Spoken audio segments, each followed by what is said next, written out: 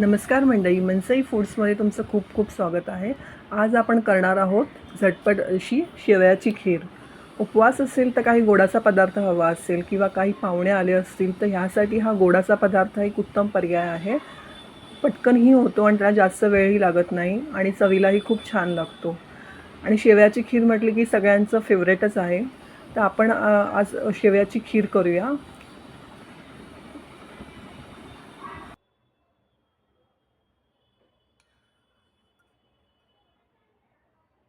आणि ही खीर गरम गरम हवी असेल तरी छान लागते किंवा तुम्ही बनवून थंड करून फ्रीजमध्ये ठेवली ना, ती थंडसुद्धा खायला खूप छान लागते.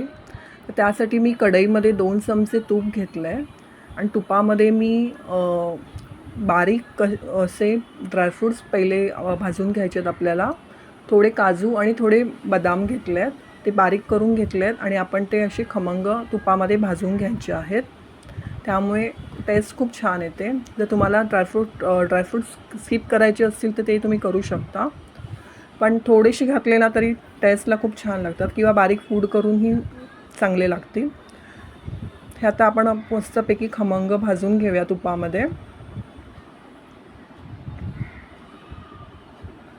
त्यानंतर मी ह्यामध्ये थोडेसे पाव चमचा मनुका ॲड केले आहेत, तेही आपण तुपामध्ये चांगले भाजून घेऊया. तुमच्याजवळ पिस्ता वगैरे असे काही असेल तरी पण तुम्ही ते ॲड करू शकता. आता हे मस्त आपलं भाजून झालेलं आहे.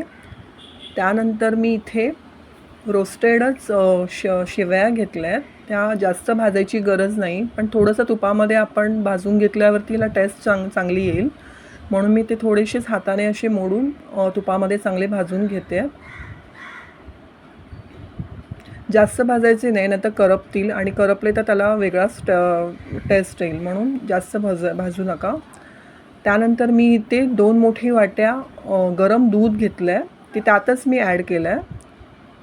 ही सगळी प्रोसेस आपल्याला एकदम मंद गॅसवर करायची आहे, जास्त गॅस फास्ट करायचा नाही आहे. आणि मग सगळं हलक्या हाताने हे सगळं मिक्स करून घ्यायचं आहे. आणि जे आपण शेवया यामध्ये घातल्या त्या मस्त शिजू द्यायच्या आहेत. 2 मिनटं झाली आहेत. थोड्या शेवया आपल्या चांगल्या शिजल्या आहेत. मध्ये मध्ये असं त्याला चमचा फिरवत राहायचं आहे. आता त्यानंतर मी यामध्ये पाव वाटी साखर घातली आहे. पाव वाटी थोडीशी वरती जास्त साखर आहे. जर तुम्हाला साखर कमी करायची असेल किंवा जास्त हवी असेल तर तुम्ही चवीनुसार तशी ॲड करू शकता. आता साखर घातल्यानंतर पुन्हा आपल्याला हे चांगलं ढवळून घ्यायचं आहे, म्हणजे जेणेकरून आपली साखर चांगली त्यामध्ये विरघळेल.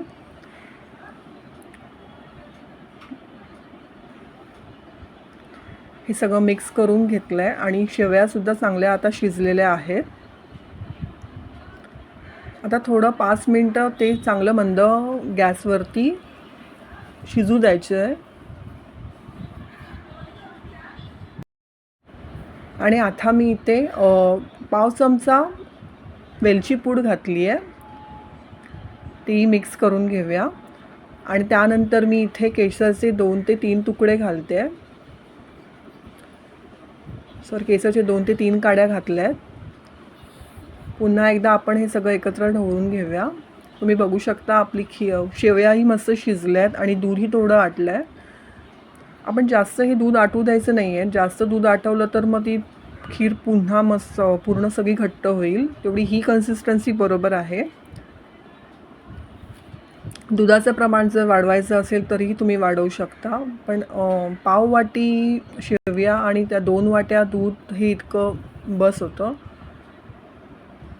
तुम्ही बघू शकता की किती मस्त शेवया पण आपल्या शिजल्या आहेत आणि त्याला टेक्स्चरही खूप छान आलेलं आहे. आता मी हे सर्व करून दाखवते आहे. किती मस्त टेक्स्चर आलं आहे खिरीला आणि करायलाही जास्त वेळ लागला नाही, अगदी फटाफट होतं. तुम्ही ही रेसिपी अशी नक्की ट्राय करून बघा, तुम्हाला नक्की आवडेल. आणि चवीलाही खूप छान लागते. गरम गरमही खायला छान लागते किंवा गरम करून नंतर थंड करून फ्रीजमध्ये ठेवलं तेव्हाही खूप चांगली टेस्ट येईल. तुम्ही ही रेसिपी नक्की ट्राय करून बघा.